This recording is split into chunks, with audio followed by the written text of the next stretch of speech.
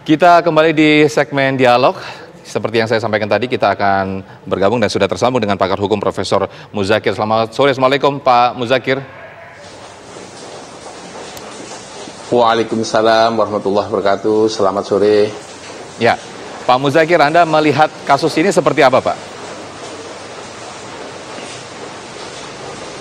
Ya, menurut saya dalam situasi kondisi yang sekarang ini seharusnya pejabat pada level manapun, itu entah anggota dewan atau apapun dia, kata-kata atau pernyataan atau simbol atau dan sejenisnya itu tidak selayaknya untuk disampaikan kepada publik atau dilakukan yang seperti itulah. Hal-hal yang bersifat bau etnisitas seperti itu. Karena saya masih ingat pada saat itu bahwa di antara yang lain, mungkin negara lain dan sebagainya, mungkin sesuatu hal yang dianggap sesuatu yang mungkin agak sedikit biasa. Tapi kalau di Indonesia, dalam konsep negara kesatuan Republik Indonesia, yang berbau masalah etnis dan sebagainya itu harus dihindari lah. Karena kita itu NKRI, Negara Kesatuan Republik Indonesia, dan falsafahnya adalah Bhinneka Tunggal Ika gitu. Jadi kita harus saling merawat satu dengan yang lainnya. Ketika orang mengatakan penghinaan itu mau dihapus, saya tentang itu.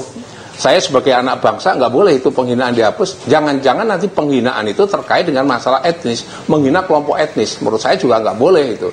Itu yang memecah belah persatuan Republik Indonesia. Jadi ini mengingatkan kepada kita semuanya bahwa pejabat itu kalau ngomong hati-hati benar gitu. Hati-hati benar karena dampaknya kurang bagus. Demikian juga penegak hukum harus hati-hati benar. Jangan sampai menegakkan hukum karena faktor etnis, pertimbangan etnis juga tidak boleh. Semua kalau salah benar adalah benar gitu. Jangan sampai karena etnis tertentu kemudian karena kelompok tertentu terus kemudian karena dia melanggar kecil apapun terus dibiarin. Sementara yang lain melanggar besar nggak diapain, itu juga nggak boleh gitu. Pendek kata menjaga stabilitas dalam konteks negara kesatuan Republik Indonesia sebaiknya adalah ya penegak hukum itu benar-benar netral, tidak boleh mengandung unsur etnis, membela etnis dan atau yang lainnya itu tidak boleh. Gitu. Oke, Prof, mari kita lihat lagi, Prof, soal mungkin kita bisa mengingat capturean katakanlah dari media sosial Pak Ambrosius ini terhadap apa yang ia posting, ada sebuah kalimat, ada sebuah foto dan juga ada sebuah katakanlah makhluk hidup tertentu di situ. Apakah ini unsur pidananya sudah terpenuhi untuk dibawa ke ranah pengadilan nantinya, Prof?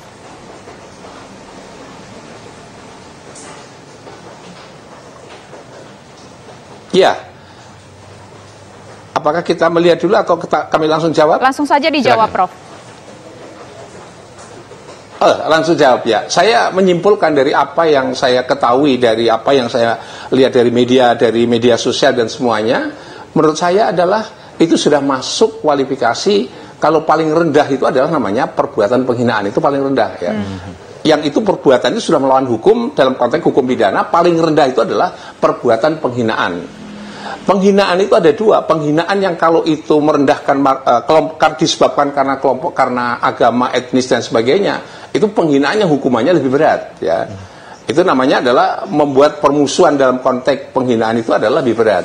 Tapi kalau itu masuk dalam ranah terkait dengan masalah merawat dalam negara kesatuan Republik Indonesia seperti yang saya kemukakan tadi, nah itu bagian daripada menghina sebuah kelompok etnis tertentu, yang itu yang menurut saya sudah masuk juga dalam undang-undang yang lain gitu. Iya, Prof Muzakir, ini Pak Ambrosius sudah mengaku bahwasannya dia tidak bermaksud untuk rasis, namun dia mengakui itu postingan di Facebook miliknya. Artinya Ambrosius itu sudah mengaku tidak merasa bahwa ini rasisme. Ini bagaimana, Prof? Boleh aja dia tidak mengaku, tapi kan bahasa publik itu kalau sudah dibawa ke ranah publik gitu, itu tidak boleh mengaku atau tidak mengaku. Kalau sebagai seorang pejabat ya, mestinya mengerti bahwa dengan mengupload seperti itu jelas mengandung pesan kepada publik, itu adalah menyamakan sesuatu yang selayaknya tidak harus disamakan. Kalau mereka itu, kalau yang bersangkutan itu mengerti hidup bernegara di Indonesia itu seperti apa. Okay. Ya. Jadi terlepas dia mengakui atau tidak mengakui maksudnya apa, tapi kalau perbuatannya seperti itu, publik menyimpulkan bahwa itu adalah sebagai perbuatan rasis, ya perbuatannya adalah rasis gitu. Termasuk kalau seandainya yang bersangkutan, gitu. Jadi nggak boleh harus. Termasuk kalau seandainya Ambrosius yang bersangkutan yang memposting tersebut merasa tidak mengetahui atau mengaku tidak mengetahui bahwa ini akan berdampak terhadap hukum? Oh, tidak menjadi masalah. Dia tidak harus diharuskan, dia harus tahu. Ya. Tidak diharuskan mereka tahu bahwa itu adalah melanggar hukum, berdampak hukum, tidak. Tapi selevel pejabat publik seperti itu, ya, pejabat publik seperti itu, nggak usah kita berapologi dengan tahu dan tidak tahu, gitu. Karena di dalam hukum itu, kalau sudah seperti itu, maka ada namanya adalah semua orang dianggap tahu tentang hukum. Itu namanya fiksi hukum. Apalagi level tingkat pendidikan pelakunya itu sudah level pada pejabat, ya.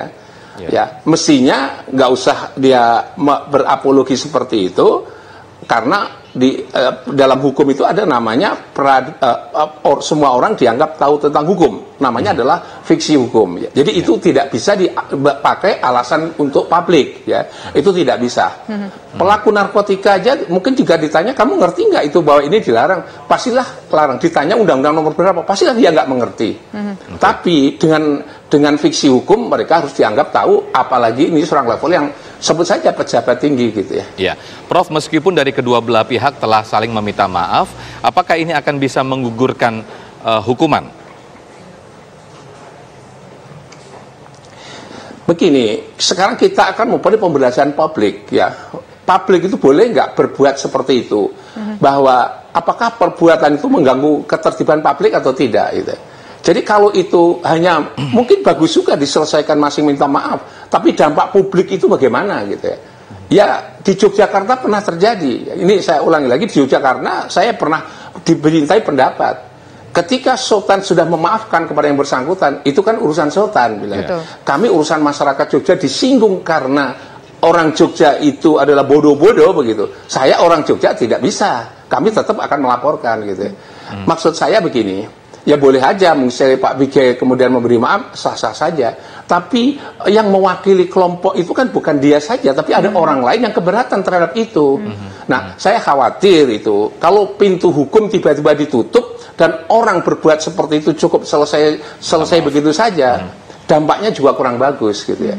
Kurang bagusnya itu maksud saya begini.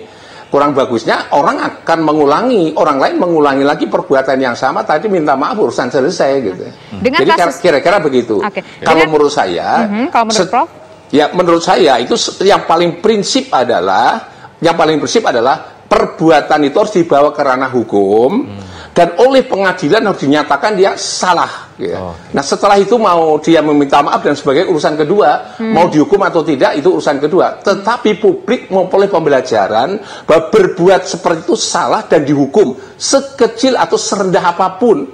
Hukum harus dinyatakan salah. Satu, yang kedua, boleh dihukum apapun, mungkin dengan percobaan sekalipun juga nggak menjadi masalah. Tetapi kalau itu damai begitu saja, berarti perbuatan yang menyangkut harkat dan martabat hak asasi manusia, dan itu bertentangan dengan filsafat Pancasila, kemanusiaan yang adil dan beradab, tidak memanusiakan manusia secara beradab, masa itu selesai begitu saja?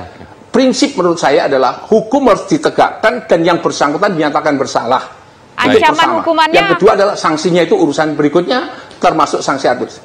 Ancaman hukumannya kalau dengan kasus ini katakanlah perbuatan tidak menyenangkan, ini kasus sudah sampai ke Barreskrim untuk ditindaklanjuti, ancaman hukumannya berapa lama, Prof? Ya, ancaman hukuman tergantung tadi seperti disebutkan tadi bahwa ini mau dibawa ranah ke apa, gitu. Apakah ranah karena masalah etnis atau masalah rasis atau yang lain. Rasis nanti undang-undangnya sendiri. Yang kedua adalah kalau itu penghinaan juga undang-undang sendiri, gitu, ya. Saya kira yang penting bukan itunya kalau saya melihat itu. Yang paling penting adalah tindakan yang berbau rasis. Ini adalah melanggar hukum, bertentangan dengan hukum, bertentangan dengan filsafat bernegara Pancasila, bertentangan dengan kemanusiaan yang adil dan beradab, dan oleh karenanya dinyatakan bersalah oleh bawa ke pengadilan supaya pengadilan menilai bahwa itu adalah bersalah. Selebihnya itu urusan hukuman, itu urusan berikutnya, ya. Tergantung kalau misalnya itu sudah cukup dengan pembelajaran dengan hukuman percobaan, ya sudah selesai. Kalau saya berpendapat bahwa ini pejabat publik atau bukan. Kalau pejabat publik sebaiknya dicopot dari jabatan publiknya, gitu. Supaya negara Indonesia terawat dalam negara kesatuan Republik Indonesia, begitu. Baik, Profesor Muzakir selaku pakar hukum, terima kasih atas waktunya. Selamat sore, Assalamualaikum.